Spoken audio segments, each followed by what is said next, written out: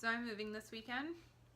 So please pardon my very barren setup. It's just my cow and an empty bookshelf, but I wanted to go over everything that I completed for the Owls Readathon. So let's just get into it. So for the readathon, I actually finished 10 books, which I'm pretty impressed by.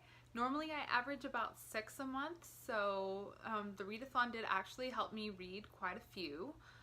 So the first book that I finished was Wildwood by Colin Meloy. This one I read for the Care of Magical Creatures Owl. Right after that I read Under Wildwood for Transfiguration because of the shapeshifters in the book. And then the last one I read was Wildwood Imperium for the charms. I'm going to put these down because they're heavy, but these were the books. I liked the series, but the first one was amazing. The first one was amazing. I gave it 5 stars. I loved it. It was a wonderful trip. I thought it was so good. I really liked the world he created, and I really liked just everything that the first book had to offer. The plot was interesting. It was fantastical. It was like an American Narnia. Like, I was just enamored. I was so happy. I was gushing about it to everybody. It was great. The second one was still really good. Like, I did really like it. But it wasn't as enchanting as the first one, and there were a few plots that just didn't make any sense to me. This is in the blurb, so I'm not spoiling anything, but one of the plots is that some children are in an orphanage and they're forced to work in a sweatshop. And, you know, this is supposed to take place in modern day America, and I just find it kind of hard to believe that that would occur. Especially because orphanages aren't really even things. They're actually group homes. And I don't know, just the fact that, like, nobody ever checks up on this house from, like, social services. It was just really hard for me to separate myself from the fantastical world that he created. And then, like, this, I guess it was just, I wasn't allowing myself to accept that as also being part of the fantastical world, because I was like, this is taking place in Portland, where I don't think this would happen. The third one I gave 3 stars to, so essentially it went 5, 4, 3. Big reason for it getting 3 stars instead of like 4 or 5. It didn't answer all of my questions. There's a huge plot hole from the second book that never gets answered in the entire series. And I even did some Google research because I was like, maybe I missed it, and no. No, it was never answered, and that really bothers me. One of my biggest pet peeves is plot holes, so that was really frustrating. That was just one of the plot holes. There were a few other ones. There's some parts of the magic system that are never really explained. Like, for example, there are talking creatures in Wildwood, which is really cool, and I love that, and I think it's wonderful, but why can't all of the creatures talk? They never really explain that magical system, so it doesn't make sense to me. Also, the third one I really thought should have been edited down. Like, I just thought that it was longer than it needed to be. I liked that they included some things. Actually, I'm just gonna put this up here, then you can see that I'm talking about it. Ta-da. I like that they included, you know, like, some new subplots, like there was this little French society that they included, but for the most part I was just kind of like, oh, okay. I'm getting bored, can you just, like, finish it? And that made me sad. But some things that I really loved about the series, the allusions to American politics were just, like, spot on. I was just like, yes, please drag them to filth. This is awesome. I really liked the moles in the second book. I can't even explain how much I loved those moles. They just, like, scream the entire time, and they're just so like loud, but they're not angry. I don't know, they're such cute little critters. I really liked the moles. The next book that I got through was Hidden Figures. I read this for my Muggle Studies OWL. This is by Margot Lee Shetterly. I read this on audiobook actually, so I listened to it a lot at work. First note, it was kind of hard to follow. It felt like it was all over the place chronologically. I did get a little confused a few times, trying to place just exactly which character we were speaking about. Well, person really, because these were real people. So that's one thing. Also, like, it was just, there was a lot in here. That would be my other critique. Maybe to take the science down just a little bit. I really enjoyed it because I like science. But if you're just here for like the story of women's empowerment and not so much the science, I think that some people would be a little bit intimidated. So I guess for a broader audience, I would probably take the science down just a bit. Things that I loved about this book though, it was really, really, really awesome to read about women who don't take no for an answer, to read about women who really paved the way for women to be in STEM, which is science, technology, engineering, and mathematics. I just also love that they were persons of color. Like, to me, somehow it's even more empowering than if they had been white women. I appreciate it more that they're not, because that means that their paths were just so much harder and they did it anyway. And I can't fathom how difficult that had to have been, and so I just think that they're that much more impressive. Determination and hard work get you where you want to go in life, and that means a lot to me, because like I didn't come from an easy childhood. Things have been difficult for me, and I've gotten to where I am in life through hard work and determination, and it's good to see that vindicated, that, you know, maybe it wasn't just luck for me. Maybe it was because I tried really, really hard and I did exactly what I needed to do to get where I am, and so did these women, and it's amazing. So that's what I would say. Women's empowerment, awesome. Science, super cool, but layman's terms for some things probably would have been preferred, and probably would have critiqued the timelines a little bit, because kind of hard to understand. So the next book I read was Before We Were Free by Julia Alvarez. This was for my History of Magic OWL. It was also on audiobook. I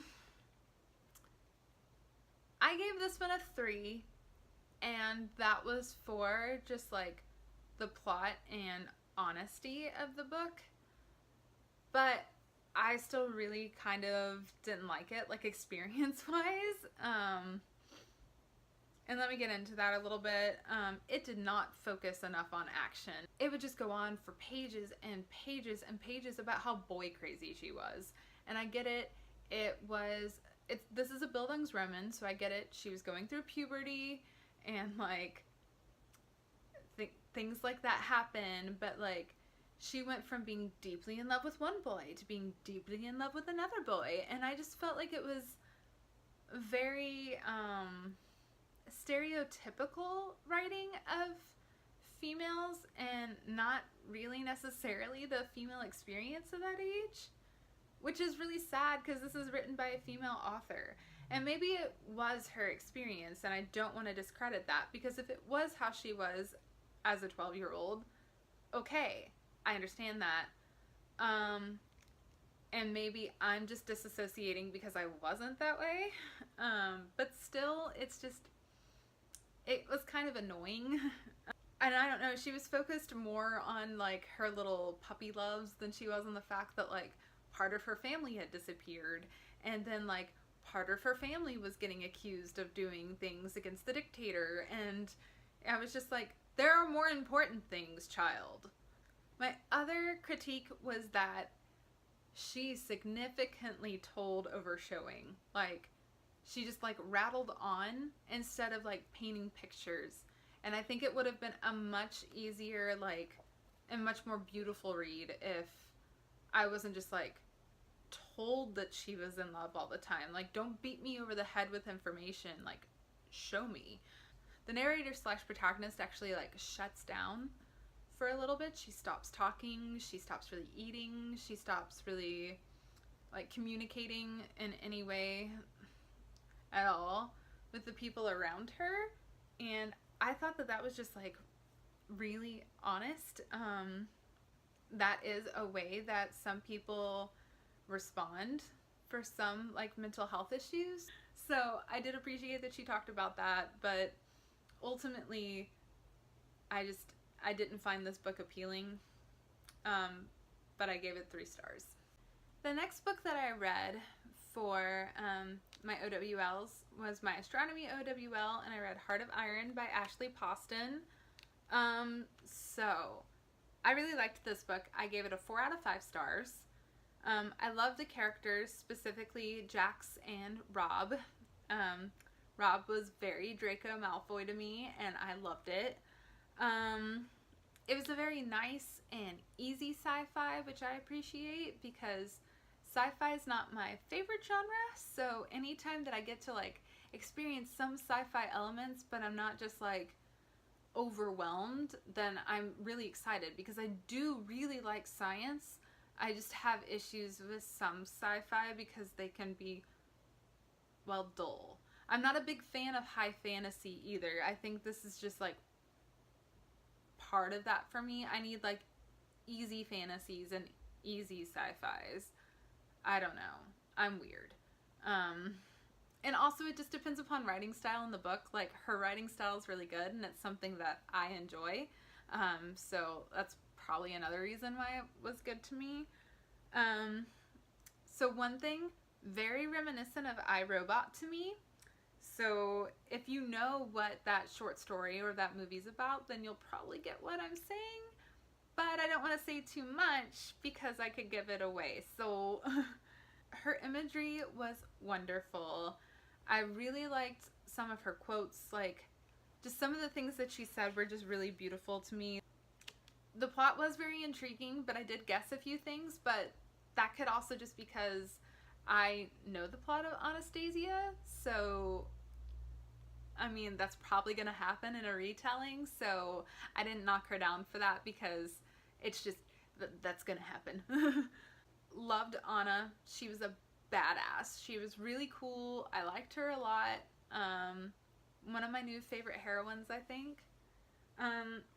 Overall, I'm just really excited for the sequel, and I can't wait to read the next one. This is a really good sci-fi. So the next book I read was The One Thing by Marcy Lynn Curtis. I gave this book 3 stars. It was like a really basic contemporary. I guess you could call it like, I don't know, sci-fi realism? I don't know how to describe it because there was like a medical anomaly in here that wasn't real. So our protagonist is blind. One thing that I was excited about, did not find this book terribly ableist. I was worried because that can happen with books, especially because I'm pretty certain that the writer isn't blind.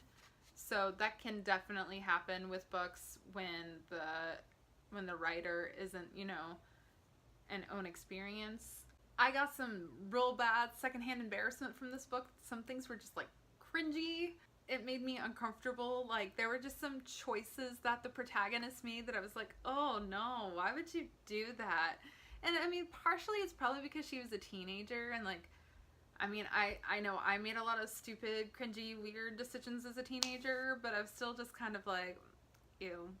Yeah, I still don't know what was going on with the weird medical anomaly that happens in the book. Like, it just doesn't make sense. It's like scientifically impossible, so it's very strange. And it's not really ever really explained. It's just like you accept that it's happening, which is why it reminded me of magical realism, but it's not magic. It's just a weird science thing. So I'm going with sci-fi reality, or sci-fi realism, I mean.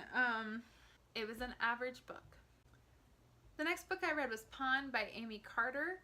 There's this thing that happens called masking in the book where she becomes like a completely different person. She looks like them. So, for example, if you know anything about Arya on Game of Thrones, it's like Arya on Game of Thrones, except permanent.